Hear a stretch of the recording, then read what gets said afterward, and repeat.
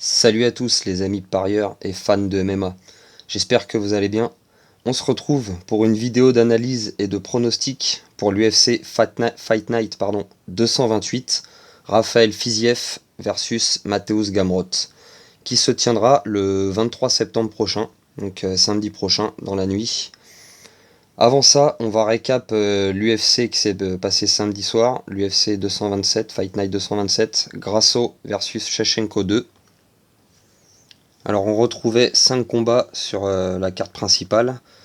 On commence avec le premier, Padilla versus Nelson.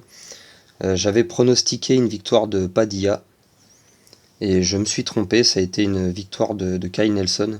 Alors c'était pas un combat facile non plus et j'avais prévenu, il était difficile, il fallait vraiment pas prendre de risques sur les combats de cette carte principale. Et ça a été compliqué, Nelson il a plus géré le premier round. Il y a un juge qui a donné le premier round à Padilla, enfin c'était un peu compliqué. Je m'attendais quand même à un split decision, au final ça a été une décision unanime pour Nelson. Donc ouais, une première erreur, on enchaîne sur le deuxième combat. On retrouvait un autre Mexicain, Zellumber contre Giagos, combat chez le lightweight.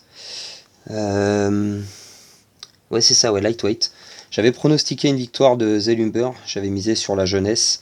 Il s'est fait sonner salement au premier round par Giagos qui a une boxe quand même solide. Il l'a touché au visage plusieurs fois. Il a tenu, le deuxième round est arrivé. Giagos a perdu dans le deuxième round. L'arbitre a arrêté le combat. Donc celui-ci était bon pour le pronostic. On en était à 1 sur 1 pour les deux premiers combats. On enchaîne sur le troisième combat. On retrouvait Rosas Junior, contre Mitchell. C'était la dernière défaite, son dernier combat pour Rosas Junior. Il avait eu un adversaire un peu compliqué. Ils lui ont mis un adversaire un peu plus à sa portée que Mitchell, qui n'était pas un peintre, hein, comme beaucoup ont pu dire. Il était quand même sur 11 finishes sur ses combats et il avait quand même 13 victoires. Donc c'était pas non plus un peintre, hein, c'était un client solide en face, mais beaucoup moins solide que le combat d'avant, c'est sûr. Donc Rosas Junior, il lui a rentré dedans dès le début et il a voulu faire taire quelques langues en montrant qu'il était capable de boxer. Et il l'a envoyé au tapis, hein, sur un contre, et puis il l'a terminé assez rapidement. Et on en est donc à 2 sur 3 pour les pronostics pour l'instant. Pour moi, c'était le pari sûr, hein, Raúl Rosas Junior, parce que cette carte était vraiment compliquée à pronostiquer. Surtout avec le combat qui suit. On retrouvait Kevin Holland contre Jack Della Maddalena. Combat difficile quand on a pronostiqué. Quand j'avais fait la vidéo de prono, j'avais une cote à 1,90 pour les deux. Elle a évolué au cours de la semaine et la cote de Kevin est passée à 2,20. Pour 1,50 celle de Jack. Moi j'avais conseillé Kevin Holland. Je pensais qu'il serait capable, avec son expérience et de pouvoir tenir la dragée haute dans ce combat. Il y en a beaucoup qui disent que ça a été un combat de sparring, mais bon, ça a quand même été un combat disputé. Énormément de volume de la part de Kevin Holland, 300 coups en tout pratiquement, et il a touché 98 fois il me semble, pour 100 coups touchés pour Jack, donc vous voyez, 2 coups d'écart dans les coups significatifs. C'était quand même très très serré, beaucoup de coups aux jambes pour Kevin Holland, et au final c'est Jack qui a emporté à la décision partagée. Donc nouvelle erreur pour ce pronostic, hein. Jack l'a emporté à la split decision, donc c'était serré, mais Kevin Holland, il arrivait des fois quand même à trouver des ouvertures avec ses triple jabs même, mais il a pas su saisir l'occasion d'aller chercher même du sol. On avait vu dans son dernier combat que Jack avait subi beaucoup de takedowns. Je pense qu'il y avait quelque chose à faire pour Kevin Holland peut-être, mais bon, ça s'est passé uniquement debout comme je le pensais, hein. Et au final, c'est Jack qui l'a emporté, donc je me suis trompé. Le bilan pour l'instant 2 sur 4, 2 bons, 2 erreurs. Je l'avais annoncé que c'était compliqué, hein, les amis, ce UFC. J'ai voulu prendre des risques un peu avec Kevin Holland, hein. Faut des fois savoir un petit peu aller chercher les paris risqués, mais c'est pas passé. Donc on en est à 2 sur 4. On enchaîne avec le main event. On retrouvait la revanche entre Alexa Grasso et Valentina Shevchenko. Elle avait perdu son titre par soumission dans leur premier affrontement. Et cette fois-ci, ils nous ont réussi à nous sortir un match nul, les juges. Moi j'ai vu dans ce combat le premier round pour Shevchenko, le deuxième pour Grasso avec un knockdown, le troisième à nouveau pour Valentina Le quatrième, beaucoup le donnent à Valentina, moi je le donne à Grasso. Pour moi, le quatrième round, il est clairement pour Grasso. Les coups de genou, elle lui a vraiment. Je trouve que c'est elle qui a chopé le quatrième round. Elles étaient du coup à l'entame du cinquième à 2-2. Et le dernier round, encore une fois, une erreur des juges, 18. Je comprends pas pourquoi, mais bon, avec les juges de l'UFC, faut pas trop chercher à comprendre, hein. Et du coup, match nul. Moi, j'aurais donné la victoire à Grasso, donc un peu dégoûté parce que du coup, ça aurait fait 3 pronostics de bonnes sur 5. Ça aurait pas été non plus la catastrophe. Là, du coup, bah, je vais l'annuler, hein. Un match nul, ça sort des pronos parce que moi, personnellement, j'avais parié sur Grasso. Bah, j'ai été remboursé, j'ai pas perdu d'argent. Donc, ça va faire un combat que je vais devoir sortir. Donc, on n'a que 4 pronos pour celui-ci. Et on se retrouve avec un total de 2 sur 4. Je savais que cette UFC allait être compliquée, hein. Je l'avais répété plusieurs fois dans la vidéo d'analyse que fallait pas prendre de risques sur cette carte principale. Il y avait beaucoup de combats compliqués pour les pronos. Et au final, on se retrouve avec un 2 sur 4. Donc c'est pas par rapport au prono du mois de septembre, c'est pas très grave, mais voilà, c'était compliqué. Au moins le pari sur Raoul Rosas Junior est rentré et c'est le principal, j'ai envie de dire. Voilà, c'est fini pour ce récap. On enchaîne sur les pronostics pour l'UFC Fight Night. Raphaël Fiziev versus Mateusz Gamrot. C'est parti. Alors on va avoir 5 combats sur la carte principale. On retrouve en premier combat le Brésilien Ricardo Ramos, excusez-moi, contre le Canadien Charles Jourdain. Alors ils sont jeunes, 28 ans pour le Brésilien, 27 pour le Canadien. Ramos, lui, il sort son dernier combat, c'est une victoire en juin 2022, ça remonte quand même, hein, ça fait plus d'un an. Et par KO contre Dani Chavez.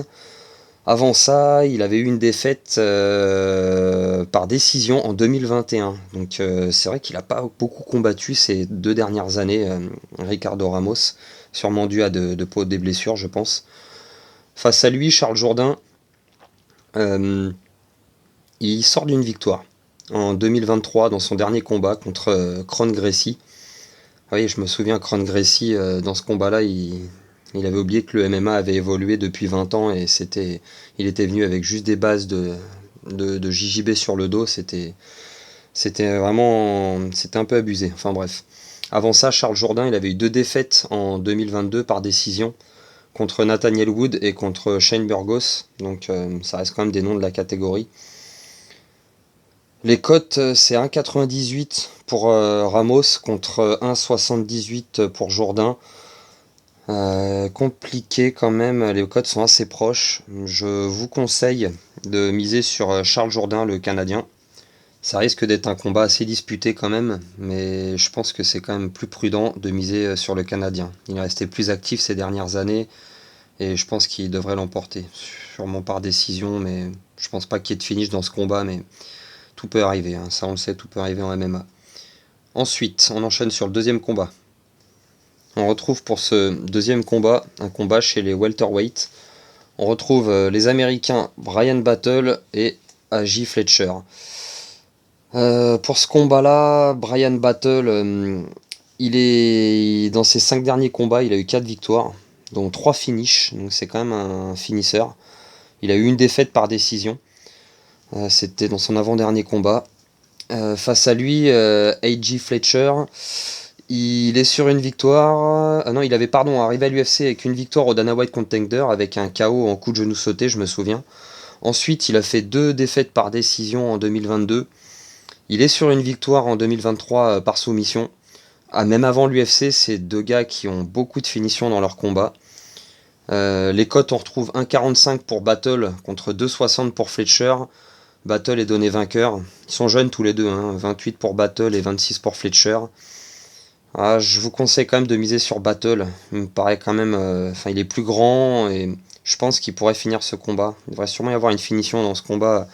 Vu que le nombre de finitions qu'ils ont tous les deux sur leur palmarès, je pense pas qu'il y ait une décision sur ce fight. Et je pense que Battle devrait l'emporter. Je vous conseille, ouais. Je vous conseille, ouais, Brian Battle. Je pense qu'il peut, ouais, finir ce combat. Ça me paraît possible, parce que les deux, ils vont une décision, c'est vraiment pas dans leurs habitudes. C'est plutôt des finisseurs, donc ouais, je vous conseille Brian Battle. On enchaîne sur le troisième combat. On retrouve un combat féminin dans la catégorie strawweight. Marina Rodriguez, la brésilienne, contre l'américaine Michelle Waterson Gomez. 36 ans pour Rodriguez, la brésilienne, contre 37 pour l'américaine, donc elles sont plus toutes jeunes. Elles sont sur une série de défaites chacune. Donc pour la brésilienne, elle est sur 2 défaites, une par KO technique, une par décision. Et avant ça, entre 2021 et 2022, elle avait fait 4 victoires d'affilée quand même. Donc elle avait su enchaîner les victoires. Face à elle, Michelle Waterson Gomez, c'est plus compliqué pour elle. C'est beaucoup de défaites. 3 défaites, elle est sur 3 défaites. Sa dernière victoire remonte à 2020. Et même avant cette victoire en 2020, elle avait eu 2 défaites encore. Alors par contre, c'était contre 2 anciennes championnes, hein, Carla Esparza et Johanna Gedre. Je vais pas m'amuser à prononcer son nom de famille, sinon je vais l'écorcher, c'est sûr. Donc bref, elle a perdu en 2019 contre 2 championnes. Plus récemment, donc elle est sur ses 3 derniers combats, 3 défaites compliquées. Celui-ci, je pense, ça va être sûrement le pari sûr de la carte. Je vois une cote à 1,28 pour Rodriguez contre 3,45 pour Michelle Waterson. À 37 ans, 3 défaites, ça me paraît compliqué. Je vois pas l'américaine gagner ce combat. Je pense que la brésilienne, ouais, devrait l'emporter par décision. Je pense une décision. Je vois pas un finish dans ce fight. Je vois plutôt une décision. Donc je vous conseille de miser sur la brésilienne. On enchaîne avec le 4e combat. On retrouve l'américain Brice Mitchell contre Dan Ige, 2 américains. Un combat chez les featherweight. L'américain Brice Mitchell, il est sur une défaite contre Ilia Topuria. Donc les deux étaient invaincus avant de s'affronter, il me semble. Je crois que oui, c'est sa seule défaite à Brice Mitchell. Avant ça, il avait sorti des adversaires de gros noms comme Edson Barboza ou André Fili. Donc Brice Mitchell était un sacré client. Danny Jeu, grosse expérience aussi, hein, à l'UFC. Il a 32 ans, il est un petit peu plus vieux que Mitchell qui a 28. Danny Jeu, lui, il est sur 2 victoires en 2023, par décision et par KO. Avant ça, il avait enchaîné quand même des gros noms de la catégorie Phaser. Il a eu 3 défaites par décision contre Moussa Evloef, contre Josh Emmett et contre Shang Tsung Jung. Donc c'est quand même du calibre. C'est un combat, Bryce Mitchell, il est donné vainqueur par les cotes, 1,57 contre 2,30 pour Ige. C'est un combat quand même qui va être disputé. Ça devrait sûrement... Bryce Mitchell, il va chercher le sol, je pense. Et je pense qu'il pourrait sûrement gagner soit par finition ou par décision, un petit peu à l'image des 3 défaites de Ige. Après, Ige, il est quand même sur une série de 2 victoires, donc ça va être disputé. Ça va être un combat disputé, mais je pense quand même que c'est plus prudent de parier sur Mitchell. Ça me paraît quand même être le moins risqué des deux. Donc je vous conseille de parier sur Brice.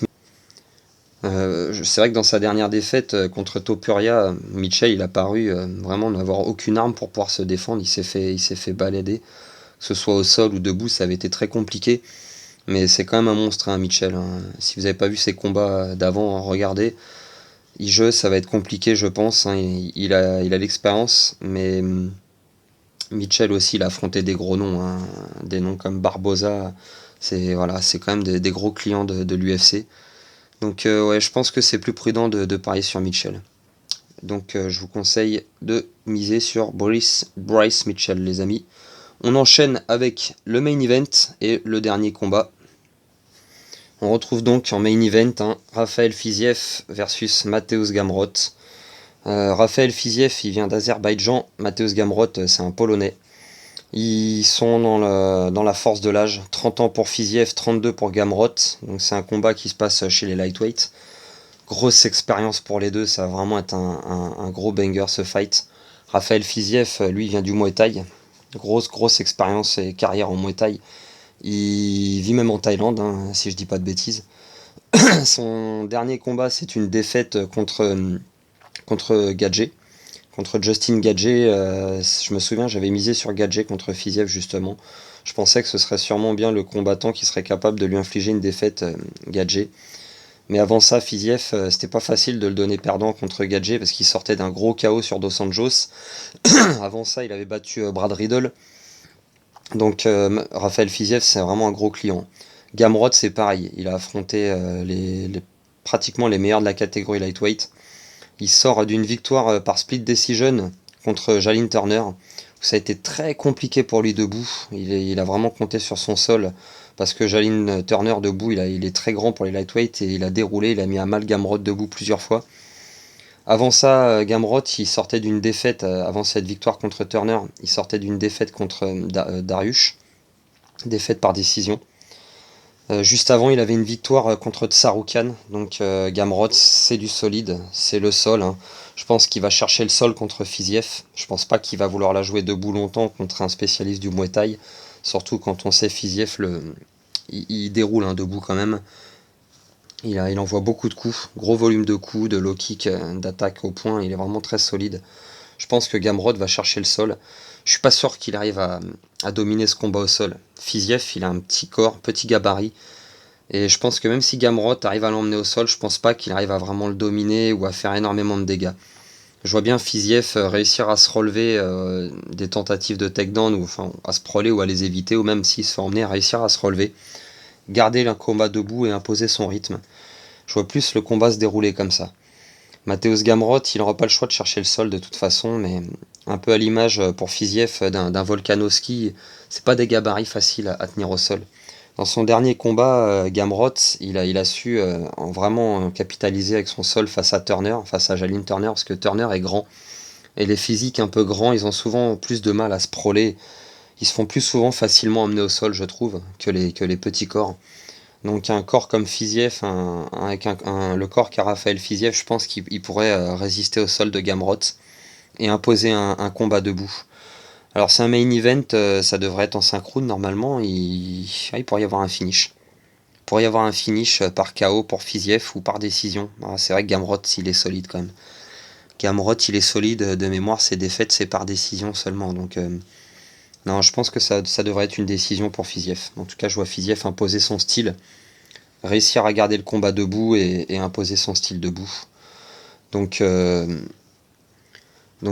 je vous conseille de miser sur Raphaël Fiziev. Je pense que ce soit pas le combat le plus sûr de cette carte. Pour moi, le pari sûr, ce sera plutôt le combat de la brésilienne Marina Rodriguez contre Michelle Waterson Gomez. Je pense que c'est le combat le moins risqué avec une cote à 1,28. C'est pas énorme, hein, c'est sûr. Enfin, il y a peut-être essayé moyen de le combiner peut-être avec Fiziev ou avec Mitchell.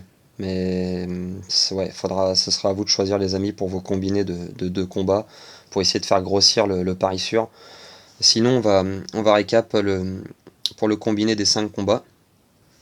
Donc pour le combiné, je vous conseille Charles Jourdain.